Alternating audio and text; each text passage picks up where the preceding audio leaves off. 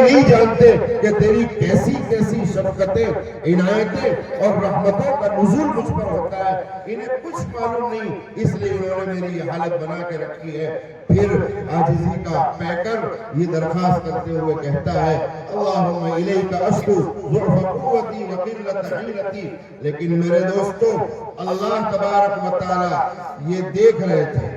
آسمان پر کھلبلی مچی ہوئی ہے، فرشتوں کو ترس آ رہا ہے، مکے کے دشمن کو رحم آ گیا، ترس آ گیا، لیکن اللہ کی ایک قدرت ہے اور اللہ کی ایک سنت ہے، یہ اس کی سنت رہی ہے کہ وہ اپنے قریبی لوگوں کو اس طرح کی بٹھیوں سے گزارا کرتا ہے، اس طرح کے حالات سے گزارا کرتا ہے، پھر جا کر مقام دیتا ہے۔ جب ظلم حد سے بڑھ گیا اور طائف میں آپ علیہ السلام کی مظلومیت مکمل طور پر گویا کہ بڑھ چکی اور اپنے پائے تکمیل تک پہنچی، تو پھر رب تعالیٰ نے معراج کا سفر کرایا، اور معراج کے سفر میں آپ کو یہ باور کرایا کہ اے میرے محبوب، اے میرے محمد، زمین کے لوگ اگر تیرے مقام کو نہیں پہچانتے تو نا امید ہونے کی ضرورت نہیں، ذرا آ کے تو دیکھ آسمان والوں کے یہاں تیرا کیا مقام ہے۔ کیا مقام تھا؟ جبرائیل آئے، ڈرائیور بن کر آئے، براق سواری لے کر آئے، اور آپ علیہ السلام کو لے جایا گیا۔ میں اس کی تفصیل میں نہ جاتے ہوئے اس کے بعد کا جو پیغام ہے کہ وہاں پر رب تعالیٰ نے بڑی راز و نیاز کی باتیں فرمائی، اور پھر دنیا والوں کو یہ پیغام دے دیا کہ جب ظلم حد سے بڑھ جائے اور ام حسبتم ان تدخلوا الجنت والی مکمل عملی تفسیر آپ بن جاؤ، اور متی نصر اللہ، متی نصر اللہ، متی نصر اللہ کی آوازیں تمہارے قلب و جگر سے اور تمہاری زبانوں سے اٹھنے لگے، تو پھر یہ اللہ کا وعدہ بھی یاد رکھنا، الا ان نصر اللہ قریب۔ تو جناب نبی کریم صلی اللہ علیہ وسلم کو معراج کے سفر میں بلا کر نماز جیسا عظیم ترین تحفہ عنایت فرما کر، جس میں ایک اللہ کی وحدانیت کا بھی پیغام ہے، میں جو نماز کی جو دعوت دینا چاہتا ہوں سمجھنا، جس میں ایک اللہ کی وحدانیت کا بھی پیغام ہے جو اسلام میں موجود ہے، جس میں طہارت کا بھی پیغام ہے جو اسلام میں موجود ہے، جس میں اتحاد کا بھی پیغام ہے جو اسلام میں موجود ہے، جس میں ایک امام کے پیچھے بڑے چھوٹے تمام لوگوں کو اقتدا کرنی ہے جو اسلام میں موجود ہے، جس میں سب بستہ ہو کر ایک ساتھ کھڑے رہنے کا پیغام موجود ہے، اور بہت ساری حکمتیں اور ہدایتیں اس میں موجود ہیں۔ وہ تحفہ دیا اور پھر فرمایا کہ دوسرے لوگوں کو شاید اس طرح کا معراج کا سفر نصیب نہ ہو، لیکن بزرگوں کا مقولہ ہے، میں حدیث کا جملہ نہیں بول رہا ہوں، میرے اس جملے کی طرف توجہ دینا، بزرگوں کا مقولہ ہے الصلاۃ معراج المؤمن، کہ نماز مومن کی معراج ہے۔ جب مسلمانوں کو پریشان کیا جائے اور پریشانیاں حد سے بڑھ جائیں، ظلم حد سے بڑھ جائیں، نمازیں پڑھنا دشوار کر دیا جائے، کلمہ توحید پڑھنا دشوار کر دیا جائے، حجاب میں رہنا دشوار کر دیا جائے، داڑھیوں کو رکھنا دشوار کر دیا جائے، اور اسلام کے ایک ایک تشخص پر چلنا دشوار کر دیا جائے، تو آؤ مسلمانوں، آؤ مسلمانوں، رب تعالیٰ سے اپنے رشتے کو، اپنے کنیکشن کو نماز کی شکل میں اتنا مضبوط اور مستحکم فرما لیں کہ رب تعالیٰ پھر جیسے معراج میں دلارے نبی کو بلا کر تسلی دیتا ہے، مجھے اور آپ کو اسی نماز کے آخری سجدے میں اپنے گویا کے دامن میں سمیٹ کر اس طرح کی تسلی دے دیں، اور پھر جیسے معراج کے سفر کے بعد فتوحات کا دروازہ کھلا ہے، بھارت کی دھرتی کے ایوانوں میں بھی اسی طرح اسلام کے فتوحات کا دروازہ کھل سکتا ہے، لیکن نماز کو نماز کی حقیقت کے ساتھ پڑھا تو جائے۔ اذان سن کر رسمی طور پر مسجد پہنچنا نہیں ہے، بلکہ نماز میں جو توحید کا پیغام ہے اپنی زندگیوں میں توحید کو پیدا کریں، نماز میں جو طہارت کا پیغام ہے اپنی آنکھوں کو، اپنے دماغوں کو، اپنے کانوں کو، اپنے ہاتھوں کو، اپنے قلب کو، اپنے پیٹ کو، اپنی شرمگاہوں کو، اپنے پیروں کو، اپنے بدن کے ہر عضو کو طاہر اور پاک اتفاق کر دو. اور جہاں نماز میں اتحاد اور اتفاق کا پیغام ہے وہاں پر اے مسلمانوں چھوٹی چھوٹی بات پر شادی بیاہ میں دعوت نہ دینے کے نام پر یا کسی نے کچھ آگے پیچھے کر دیا اس کے نام پر آگے پیچھے ہو کر جھگڑنے والے او مسلمانوں نماز میں وحدانیت کے ساتھ اتحاد کا بھی پیغام ہے. اس اتحاد کو پکڑیے. کتنی بڑی چیز ہے اتحاد. میں علماء کرام سے تائید حاصل کرتے ہوئے یہ بات کہنے پر مجبور ہوں کہ اتحاد اتنی بڑی چیز ہے کہ جہاں جمع غفیر ہو جہاں بہت بڑی تعداد میں لوگ نماز پڑھتے ہوں چاہے وہ عید کی نماز ہو یا جامع مسجد جہاں مختلف دیہاتوں کے لوگ آ کر نماز پڑھتے ہوں وہاں اگر امام سے کوئی واجب سہو چھوٹ جاتا ہے تو اس کی وجہ سے سجدہ سہو لاگو ہوتا ہے. لیکن علماء جانتے ہیں مسئلہ یہی بتایا جاتا ہے کہ ایسے جمع غفیر کے موقع پر سجدہ سہو نہ کیا جائے. اس کی حکمتیں الگ الگ ہیں جس میں سے ایک حکمت یہ بتائی جاتی ہے کہ امت میں انتشار پیدا ہوگا. کچھ لوگ امام کی غلطی کی وجہ سے اس کے فیور میں ہو جائیں گے کہ وہ انسان ہے اس سے بھول ہو سکتی ہے اور کچھ لوگ امام کے دشمن ہو جائیں گے یا پھر کچھ انانی قسم کے لوگ جو کبھی کبھار نماز کے لیے آیا کرتے ہیں وہ یہ سمجھیں گے عید کی نماز اسی طرح بار بار سجدے کر کے پڑھی جاتی ہے. تو رب تعالیٰ کی طرف سے زبان حال سے یہ پیغام دیا گیا کہ اگر امت ایمان کے بعد میں تقسیم ہو جائے تو یہ ہمیں گوارا نہیں ہے. غلطی کے ساتھ عید کی نماز کو ہمیں بغیر سجدے سہو کے قبول اور منظور ہے مگر امت میں انتشار ہمیں گوارا نہیں.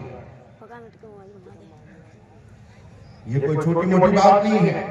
آپ الیکشن کے موقع پر دیکھا ہوگا یہاں پر مجھے معلوم نہیں ہمارے یہاں چھوٹے چھوٹے دیہات ہوتے ہیں پنچایت کا الیکشن ہوتا ہے. ایک گاؤں میں بڑی تعداد میں مسلمان موجود ہیں. ایک کینڈیڈیٹ آرام سے جیت کر آ سکتا ہے لیکن آپس میں اختلاف اتنا ہے کہ اسی ایک کینڈیڈیٹ کو ہرانے کے لیے دوسرے 4-5 کھڑے ہو جاتے ہیں. اور پھر آپ لوگوں نے پڑھا ہے کہ 2 بلیاں اگر جھگڑتی ہے تو پھاپ بن جاتا ہے. بے پھاوٹ کس کو آتی ہے فائدہ کس کو ہوتا ہے. نماز میں 5 مرتبہ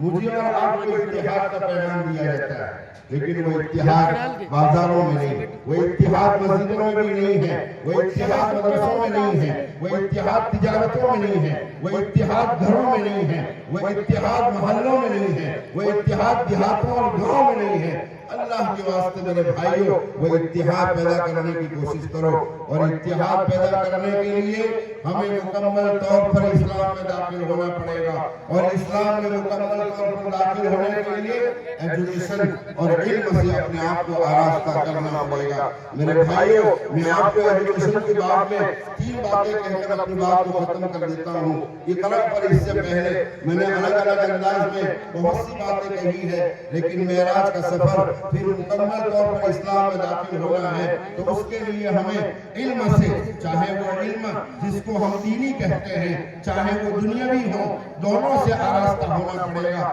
جب جا کر ہم لوگوں کی ضرورت بن کر کھڑے ہوں گے, جب جا کر لوگ ہمارے پاس کاسے گداگری لے کر آئیں گے تو ہمیں سب سے پہلے اپنی توحید کو مضبوط کرنا ہے, اپنی عبادتوں کو علم کی روشنی میں مضبوط کرنا ہے, اپنی معاشرت کو مضبوط کرنا ہے, اپنے معاملات کو مضبوط کرنا ہے, اپنی اخلاقیات کو مضبوط کرنا ہے. اس کے ساتھ ساتھ اپنی معیشت کو اور اپنے معاش کو بھی ہمیں مضبوط کرنے کی ضرورت ہے. معیشت اور معاش کو مضبوط کرنے کے لیے ہمیں سبب کے درجے میں دیکھیے روزی کا مالک تو اللہ ہی ہے لیکن دنیا دار الاسباب ہے اس لیے سبب کے درجے میں ہمیں عصری علوم کی طرف بھی جانا پڑے گا اس لیے کہ اب وہ ضرورت بن چکی ہے. اور جناب کریم صلی اللہ علیہ وسلم نے خود اپنے صحابہ کرام کے بچوں کے لیے جب قیدی بنا کر مشرکین اور گویا کہ عیسائی لائے گئے تھے تو ان کی ٹیوشن فیس آزادی کے طور پر یہی رکھی گئی تھی اور وہ مسلمان بچوں کو پڑھانے کے ذمہ دار. تو کیا مشرک اور عیسائی آپ صلی اللہ علیہ وسلم کے صحابہ کے بچوں کو ایمان سمجھاتے؟ کیا وہ کلمہ پڑھاتے؟ حالانکہ وہ اصلی علوم ہی تو پڑھانے والے تھے. لہذا ہم اپنے بچوں کو اصلی علوم میں بھی دینی علوم کے ساتھ اصلی علوم میں بھی بھیجنا شروع کریں. شادی بیاہ کے خرچوں پر کنٹرول کریں. اپنے یہاں عقیقے کے نام پر، منگنی کے نام پر، یا بارات کے نام پر، یا کسی اور نام پر جو فضول خرچیاں ہوتی ہیں اس پر کنٹرول کریں. پیسے کا باقاعدہ مرکزی طور پر کوئی نظام بنائیں، کوئی منصوبہ بنائیں، اور ان پیسوں کے ذریعے بہترین مدرسے کے ساتھ ایک بہترین اسکول کا، بہترین کالج کا، بہترین یونیورسٹی کا سرکاری پرمیشن کے ساتھ انتظام کریں. اور اس میں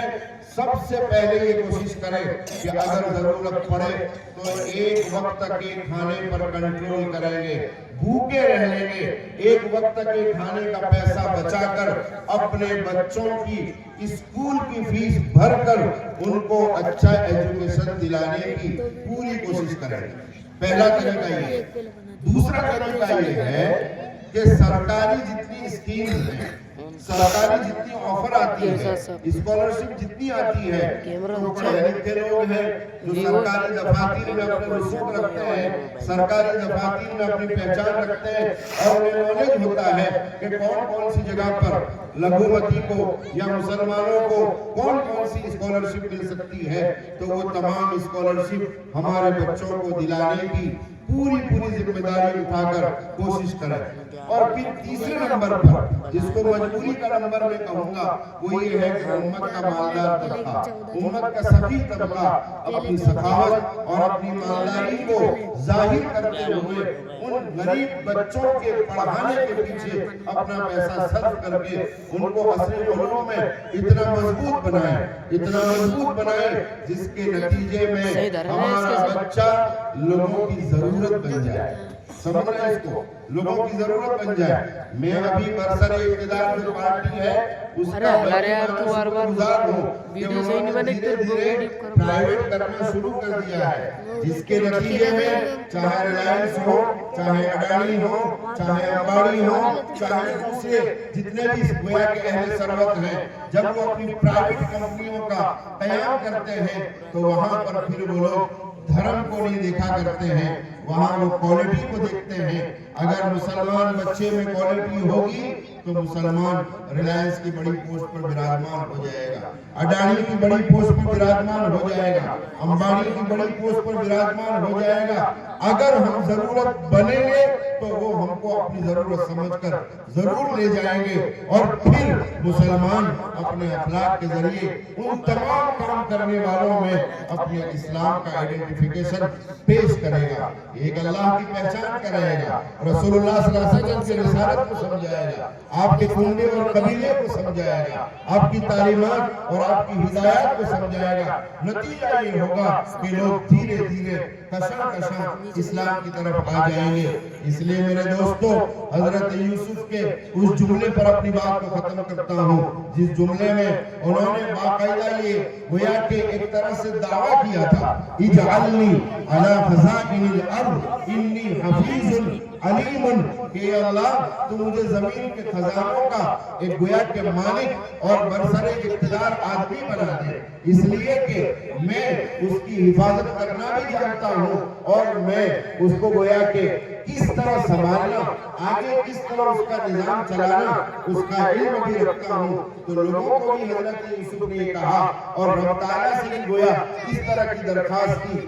پتہ یہ چلا کہ حضرت یوسف اس وقت میں حکومت کو پیش آنے والے تمام چیلنجز میں جو پریشانیاں تھیں ان پریشانیوں سے ملک کو بچانے کی تدبیر بھی رکھتے تھے اور آگے کا نظام بھی انہیں معلوم تھا. اس لیے میرے دوستو، بھارت کا ایوان، بھارت کی پارلیمنٹ، بھارت کا جتنا بھی حصہ ہے، ایک ایک کرسی امانت دار مسلمان کے انتظار میں ہے، ایک ایک کرسی امانت دار مسلمان کے انتظام میں ہے. یوسفی کردار ادا کر کے حفیظ اور علیم کی صفات سے اپنے آپ کو مزین کرتے اور بھارت میں بسنے والے تمام ہندو بھائیوں کو یہ کہیں کہ تم شانتی کے لیے تڑپتے ہو، تم امن کے لیے ترستے ہو، تم سکون کے لیے اپنے آپ میں اضطراب کو محسوس کرتے ہو، آؤ اسلام کی چھاؤں میں آؤ، اسلام کے اخلاق میں آؤ، اسلام کی ہدایت اور تعلیمات میں آؤ